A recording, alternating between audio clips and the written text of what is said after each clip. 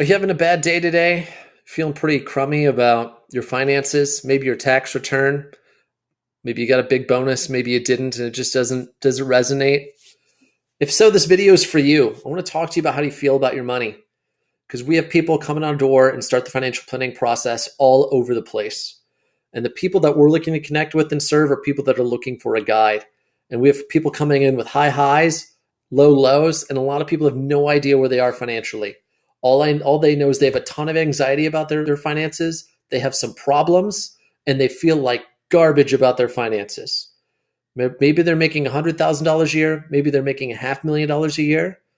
Maybe they have a ton of debt. Maybe they have no debt. But there are a lot of people out there that you could be looking them in the eye 10 minutes after this video, and you don't know that they just feel like absolute garbage about their finances. They may feel worse than you do about your finances right now.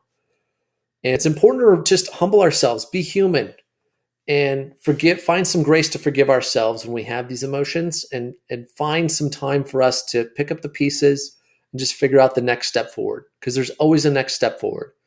You're going to fail in life. You're going to make financial mistakes. These things are going to happen. And if you need help, by God, let's get some help on the calendar. If you need a pick-me-up, I hope you found this video to be a little bit of a pick-me-up. Because if there's one thing I know, it's that most people grossly underestimate their capacity to empower their finances to live a better life, and how small little things compounded over time can turn into big things. It's not the need to hit a home run, a grand slam, or find that next big thing, or make some huge blockbuster trade, some big sale in order to get them to some level. Because I can tell you, even the people that get there, guess what? They still feel empty. They just went from point A to point B. And unless they're about finding that and engaging in that process, they want that dopamine high. That process is what may make them feel good. It's not the end point. It's not the landing point financially.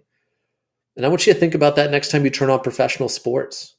How many of these athletes could walk off tomorrow and just park their money in treasuries or bank CDs and live a comfortable life? Pretty much all of them. So I can tell you, they're probably not out there for the money. They're out there for something else. They're out for that process. They're out there for the glory of doing something better, bigger, or to prove something to themselves. Hope you found this video helpful. Until next time, my name is Kit Lancaster, Certified Financial Planner. Thank you.